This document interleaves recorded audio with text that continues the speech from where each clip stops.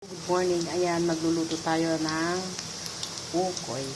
Meron siyang sweet potatoes, onion, meron siyang coriander, black pepper, flour, baking powder, and salt, and at last, another spices. At yan, priniprito na natin. At yan ang the best na ukoy of Philippines.